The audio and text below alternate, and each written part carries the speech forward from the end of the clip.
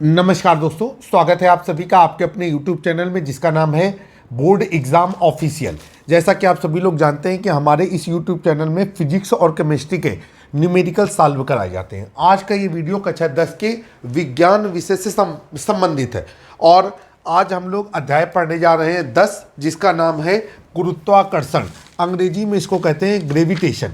और जो बुक हम आपके सामने प्रस्तुत करने जा रहे हैं वो नगीन या नूतन पब्लिकेशन की बुक है और इसे मशहूर राइटर कुमार मित्तल जी के द्वारा लिखा गया है। समय व्यर्थ न करते हुए चलते हैं पहले सवाल की ओर।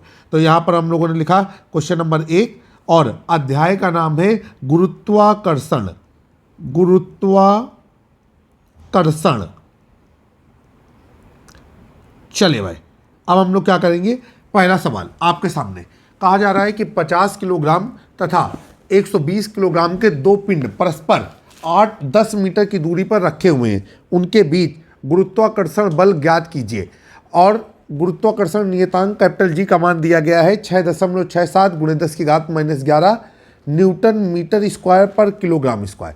तो यहाँ पर हम लोग नोट करेंगे, यहाँ पर लिखेंगे पहले पिंड का द्रव्यमान,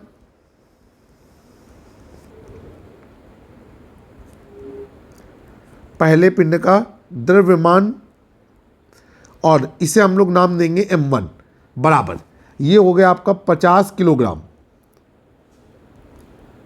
फिर हम लोग चलते हैं, यहाँ पर हम लोग लिखेंगे दूसरे पिंड का द्रव्यमान और इसे हम लोग नाम देंगे m2 और m2 बराबर हमको दिया गया है 120 किलोग्राम।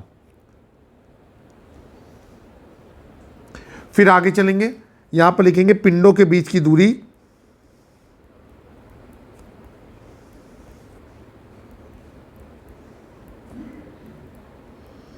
और इसे हम लोग प्रदर्शित करेंगे स्मॉल r से। ये हमको दी गई है 10 मीटर, तो हमने इसको नोट कर लिया 10 मीटर। आइए, अब हमसे कह रहा है कि जो कैपिटल जी का मान है उसको भी नोट कर लीजिए, 6.67 × 10⁻⁻11 और इकाई होती है इसकी न्यूटन मीटर स्क्वायर बटे किलोग्राम स्क्वायर। अब यहाँ पर हमसे कहा जा रहा है कि पिंडों के मध्य गुरुत्वाकर्षण बल, पिंडों के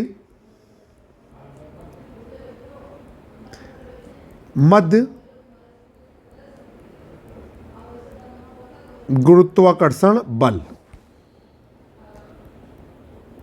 और ये हो गया F बराबर क्वेश्चन मार्क। चलिए भाई, यहाँ पर हम लोग फार्मूला लगाएंगे। हमें मालूम है कि इस तरीके से दो पिंडों के मध्य जो गुरुत्वाकर्षण बल होगा वो होगा F बराबर G m1 m2 बटे r स्क्वायर। ठीक है, तो ये हो जाएगा, चूँकि F बराबर ये F गुरुत्वाकर्षण बल है, G m1 m2 बटे r स्क्वायर, यहाँ पर हम लोग मान रख देंगे। तो ये हो जाएगा F बराबर G का मान है हमारा 6.67 × 10⁻⁻11 × m1 का मान है हमारा 50, m2 का मान है हमारा 120 और r का मान हमको दिया गया है 10 मीटर, तो ये हो जाएगा 10 का वर्ग। आइए अब हम इसको सॉल्व करते हैं और ये हो जाएगा आपका F बराबर, देखिए ये 6.67 × 10⁻⁻11 × 50 × 120 बटे नीचे हो जाएगा 10 का वर्ग, तो ये हो जाएगा आपका 100। इसके दो जीरो ऊपर वाले दो जीरो से कट गए और ये हो जाएगा F बराबर 6.67 × 12×60 × 10⁻⁻11। अब हम इनको जब सॉल्व करते हैं तो 6.67 में हम 60 का गुणा करेंगे। आप ये काम रफ कॉपी पर करिएगा, इसके लिए आप किसी तरीके के कैलकुलेटर का इस्तेमाल ना करिएगा, क्योंकि अगर आप कैलकुलेटर का इस्तेमाल करेंगे तो धीरे धीरे करके आपका जो कैलकुलेशन करने की क्षमता है वो प्रभावित हो जाएगी। तो 6.67 × 60 हमने किया तो ये आ रहा है 400.2। कितना आ रहा है? 400.2। तो यहाँ पर हम लोग लिखते हैं कि 400.2 × 10⁻⁻11। अब हम इसको सार्थक अंक तथा कोटिमान के नियमों के तहत नोट करते हैं। तो ये हो जाएगा F बराबर 4.002 × 10⁻⁻11 और धन 2। इसके बाद दशमलव का रिप्लेसमेंट किया है हमने, ये हो गया f बराबर 4.002 गुणे 10 की घात -9 और इकाई क्या लगा देंगे, न्यूटन। तो आपका आंसर आया। इसको आप आंसर के रूप में मेंशन कर देंगे और लिखेंगे कि दोनों पिंडों के मध्य लगने वाला गुरुत्वाकर्षण बल 4.002 गुणे 10 की घात -9 न्यूटन का है। इसके बाद चलते हैं हम लोग क्वेश्चन नंबर 2 की ओर। क्वेश्चन नंबर 2 आपकी स्क्रीन पर देखिए क्या कहा जा रहा है। यहाँ पर आपसे कह रहा है कि दो समरूप गोलों के केंद्र परस्पर 1 मीटर की दूरी पर है। समरूप गोलों का मतलब यह है कि उनके द्रव्यमान समान है। तो यहाँ पर लिखेंगे कि माना समरूप गोलों का द्रव्यमान, माना समरूप गोलों का द्रव्यमान m है, इसलिए क्या आ जाएगा आपका, यहाँ पर आ जाएगा आपका कि m1 बराबर m2 बराबर m, पहले गोले का द्रव्यमान बराबर दूसरे गोले का द्रव्यमान बराबर m। आगे चलेंगे, यहाँ पर लिखेंगे गोलों के बीच की दूरी या गोलों के केंद्रों के बीच दूरी, और ये हो गई हमारी r, ये कहलाएगी हमारी 1 मीटर। तो यहाँ पर हम लोगों ने नोट कर लिया 1 मीटर। अब हम लोग आगे चलेंगे, कह रहे हैं कि गुरुत्वाकर्षण बल इनका, तो यहाँ पर लिखेंगे गोलों के मध्य गुरुत्वाकर्षण बल,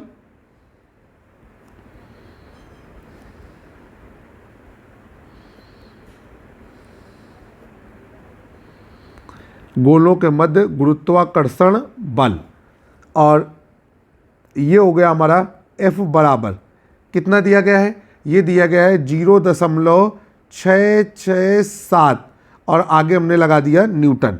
अब हमसे आगे क्या कह रहा है, हमसे आगे कह रहा है कि प्रत्येक गोले का द्रव्यमान ज्ञात कीजिए। तो यहाँ पर हम लोगों ने लिखा प्रत्येक गोले का द्रव्यमान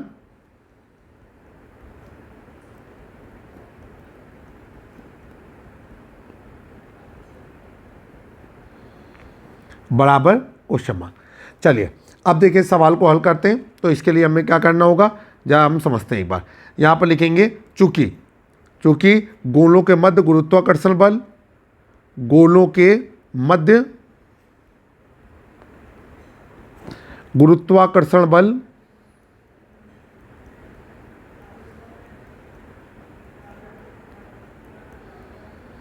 और ये हो जाएगा F बराबर G m1 m2 बटे r²। अब आप सभी लोग जानते हैं कि G का मान क्या होता है, 6.67 गुणे 10 की घात -11 न्यूटन मीटर स्क्वायर बटे किलोग्राम स्क्वायर। चलिए अब ये हो जाएगा आपका F का मान, तो 0.667 बराबर 6.67 गुणे 10 की घात -11, यूनिवर्सल मान है, कभी बदलता नहीं है। और ये हो जाएगा m1 गुणे m2, तो m बटे गुणे m बटे r²। तो r का मान कितना है, r का मान है हमारा 1, तो ये हो जाएगा आपका 1 का स्क्वायर। अब ये हो जाएगा आपका m² बराबर, अब m² बराबर हो जाएगा आपका 6 इसका सार्थक अंक व कोटि मान के रूप में लिखते हैं, तो 6.67 गुणे 10 की घात कितना हो जाएगा आपका, अगर हम 6.67 करते हैं तो ये हो जाएगा आपका 10 की घात 1, ठीक है, बटे नीचे कितना हो जाएगा आपका,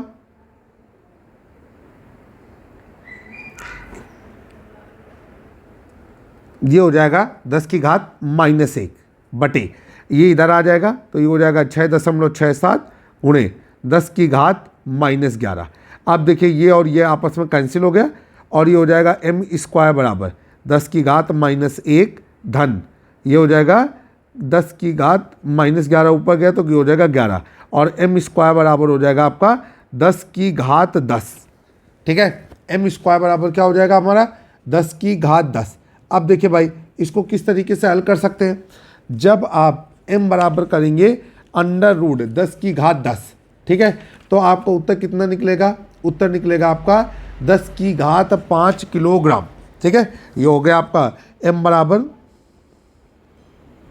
√ 10 की घात 10, ठीक है, और वर्गमूल निकालने पर घात आधी हो जाती है, तो ये हो जाएगा m बराबर 10 की घात 5, ठीक है, कैसे हुआ मैकेनिज्म अगर समझना चाहें तो कुछ इस तरीके से समझ सकते हैं। देखिए हमने आगे क्रॉस लगाया, इसको हम लोग लिख सकते हैं अंडर रूट। ठीक है, ये हो गया आपका 10 की घात 5 की घात 2, अंडर रूट को क्या कहते हैं, होल पावर 1/2। तो ये हो गया 10 की घात 5 की घात 2 की घात 1/2, कटकुटा करके आ गया 10 की घात 5, और इकाई क्या लग जाएगी, किलोग्राम। ये हो गया आपका। अब यहाँ पर लिखेंगे पहले पिंड का भार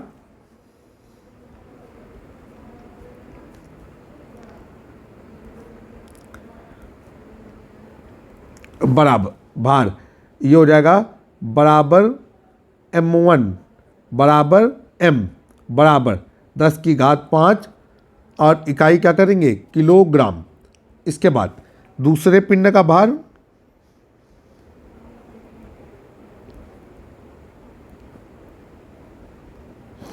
और ये हो जाएगा बराबर m2 बराबर m बराबर 10 की घात 5 किलोग्राम। तो आपका आंसर आया। आप यहाँ पर आंसर लिख सकते हैं कि दोनों समरूप पिंडों के भार क्रमशः 10 की घात 5 किलोग्राम है। इस तरीके से आपने क्वेश्चन नंबर 2 को भी समाप्त कर लिया। अब क्वेश्चन नंबर 3 आपके सामने, क्वेश्चन नंबर 3 को सॉल्व करते हैं। देखिए क्या कहा जा रहा है, यहाँ पर आपसे कह रहा है कि दो पिंड एक निश्चित दूरी पर रखे हुए हैं। ठीक है, फिर से देखते हैं, दो पिंड एक निश्चित दूरी पर रखे हुए हैं, उनके बीच गुरुत्वाकर्षण बल 36 न्यूटन है। ठीक, आगे कह रहे हैं यदि दोनों पिंडों के बीच की दूरी को तिगुना कर दिया जाए, 3 गुना कर दिया जाए, तो उनके बीच गुरुत्वाकर्षण बल कितना रह जाएगा। चलिए यहाँ पर आप लोगों को ऐसे सवालों को हल करने के लिए एक लॉजिक लगाना होता है। यहाँ पर लिखते हैं, माना पिंडों के द्रव्यमान क्रमशः m1 व m2 हैं। चूंकि दिया नहीं गया है, माना पिंडों के द्रव्यमान क्रमशः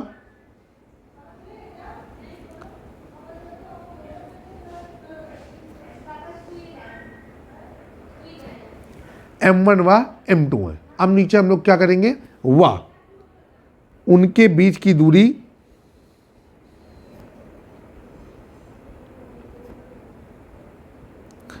स्मॉल r है। माना दोनों पिंडों के द्रव्यमान या माना पिंडों के द्रव्यमान क्रमशः m1 व m2 है, वो उनके बीच की दूरी स्मॉल r है। अब यहाँ पर लिखेंगे पिंडों के मध्य गुरुत्वाकर्षण बल,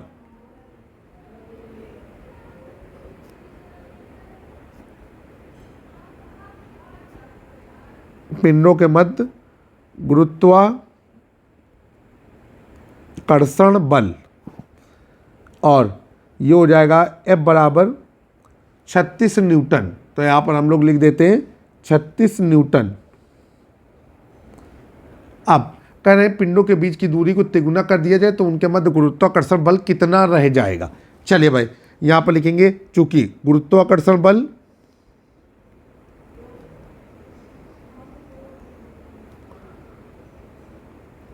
और गुरुत्वाकर्षण बल F बराबर क्या होता है, G m1 m2 बटे r²। अब F का मान कितना है, ये 36 बराबर G m1 m2 बटे नीचे क्या हो जाएगा आपका, R का मान कितना है, R का मान R है, तो ये हो जाएगा r²। समीकरण नंबर 1। अब इसके बाद हम लोग आगे चलते हैं। यहाँ पर लिखेंगे जब पिंडों के बीच की दूरी तिगुनी कर दी जाती है, जब पिंडों के बीच की दूरी 3 गुनी कर दी जाती है,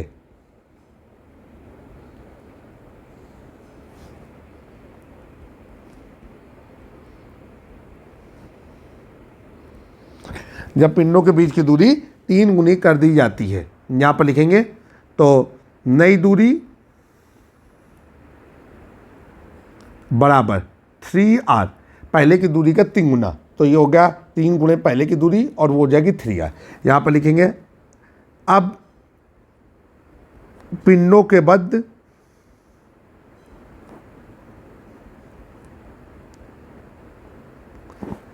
नया गुरुत्वाकर्षण बल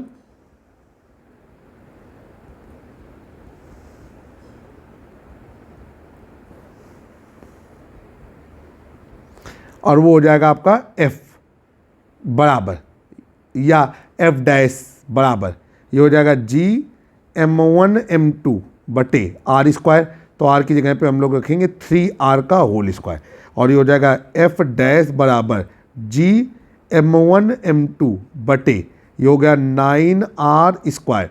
समीकरण नंबर क्या हो जाएगा 2। ऐसे सवालों में क्या करते हैं, समीकरण 1 में समीकरण 2 का भाग दे देंगे। तो यहाँ पर लिखेंगे समीकरण 1 में समीकरण 2 का भाग देने पर, तो ये हो जाएगा आपका 36 बटे F डैश बराबर Gm1m2 बटे आर स्क्वायर बटे नीचे Gm1m2 बटे 9r स्क्वायर। अब क्या हो जाएगा, ये हो जाएगा आपका 36 बटे F डैश बराबर Gm1m2 बटे आर स्क्वायर गुणे 9r स्क्वायर बटे Gm1m2। अब ये और ये आपस में कैंसिल हो गया, ये इससे कैंसिल हो गया, और ये हो गया 36 बटे F डैश बराबर 9। अब यहाँ से हो जाएगा आपका F डैश बराबर, चूँकि F डैश का मान आ गया, F डैश बराबर हो गया 36 बटा 9 और F डैश बराबर हो गया आपका 4 न्यूटन। आपने मान निकाला है, तो आप यहाँ पर लिखेंगे आंसर कि पिंडों के बीच की दूरी 3 गुनी हो जाने पर, यह बात आप लिखेंगे कि पिंडों के बीच की दूरी 3 गुनी हो जाने पर उनके मध्य लगने वाला गुरुत्वाकर्षण बल 4 न्यूटन रह जाएगा। इबारती प्रश्न का उत्तर आप इबारत में अनिवार्य रूप से देंगे, वो आपके लिए बेहतर रहता है और एग्जामिनर के ऊपर उसका एक बेहतर प्रभाव जमता है। आइए चलते हैं क्वेश्चन नंबर 4। क्वेश्चन नंबर 4 आपकी स्क्रीन पर हल करने के लिए आ गया है। देखिए क्वेश्चन नंबर क्या 4 कह रहा है, जरा समझते हैं।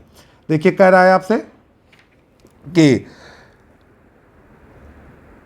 पृथ्वी पर किसी पिंड का भार 98 न्यूटन है, जहां गुरुत्व जनित त्वरण 9.8 मीटर प्रति सेकंड स्क्वायर है। चंद्रमा पर इसका द्रव्यमान तथा भार क्या होगा। जहां पर गुरुत्व जनित त्वरण 1.6 मीटर प्रति सेकंड स्क्वायर है। तो यहाँ पर लिखेंगे सबसे पहले क्वेश्चन नंबर 4। क्वेश्चन नंबर 4 में क्या करेंगे, लिखेंगे पृथ्वी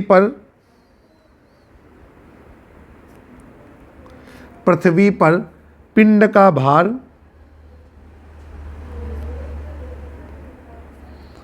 बराबर 98 न्यूटन, ये दिया गया आपको। इसके बाद पृथ्वी पर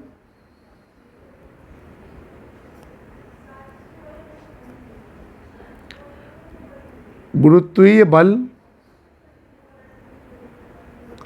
बराबर, अब पृथ्वी पर गुरुत्वीय बल कितना है, ये गुरुत्वीय बल नहीं, गुरुत्वीय त्वरण,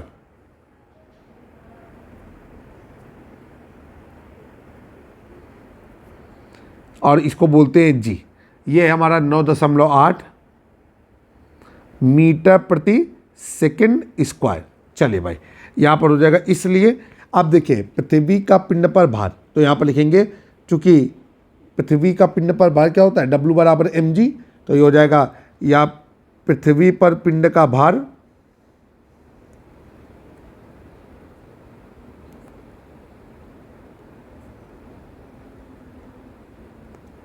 W बराबर mg। अब W कितना दिया गया है 98 बराबर, अब ये जो भार दिया गया है वो न्यूटन के रूप में दिया गया है, तो 98 बराबर mg, और ये हो जाएगा आपका m गुणे g का मान 9.8 बराबर 98, और m बराबर हो जाएगा 98 बटे 9.8, दशमलव हटा तो ऊपर 0 आ जाएगा, और m बराबर हो जाएगा 98 कम 98 10, और इकाई क्या लग जाएगी किलोग्राम। तो यहाँ पर आपको बताना है कि चंद्रमा पर इसका द्रव्यमान और भार क्या होगा। ठीक, आइए यहाँ पर m की वैल्यू आपने निकाली 10 किलोग्राम, m की वैल्यू आपने निकाली 10 किलोग्राम। चलिए यहाँ पर हो गया आपका कि द्रव्यमान m बराबर 10 किलोग्राम। आगे चलते हैं। अब क्या है, यहाँ पर हमको लिखना है कि पृथ्वी पर इसका द्रव्यमान एवं भार, यहाँ पर लिखेंगे इसलिए पृथ्वी पर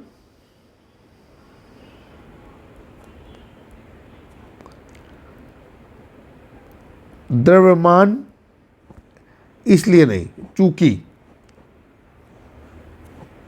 चूंकि पृथ्वी पर द्रव्यमान बराबर चंद्रमा पर द्रव्यमान पर कोई भी प्रभाव नहीं पड़ता, किसी भी ग्रह में लेकर के जाएंगे द्रव्यमान नहीं बदलेगा, तो ये बराबर हो जाएगा m बराबर 10 और इकाई लग जाएगी किलोग्राम। तो आपका आंसर आ जाएगा कि जो पिंड है उसका चंद्रमा पर द्रव्यमान 10 किलोग्राम होगा। आप कह रहे हैं कि चंद्रमा पर उसका भार क्या होगा, तो यहाँ पर लिखेंगे चंद्रमा पर गुरुत्वीय त्वरण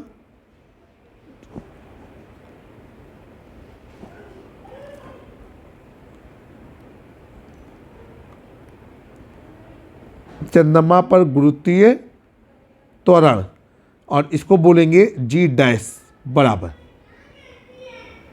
अब ये होता है 1.6 मीटर प्रति सेकेंड स्क्वायर। अब हम लोग चलेंगे नीचे, लिखेंगे अतः चंद्रमा पर पिंड का भार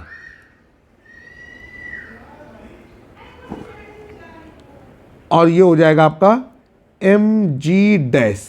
m का मान क्या है 10 और g का मान है 1.6, तो ये हो जाएगा आपका 16 न्यूटन।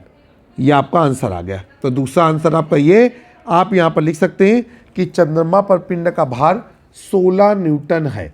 इस तरीके से आपने गुरुत्वाकर्षण अध्याय जो कि कक्षा 9 के लिए थे उसके 4 प्रश्नों को इस वीडियो के माध्यम से समझने की कोशिश की।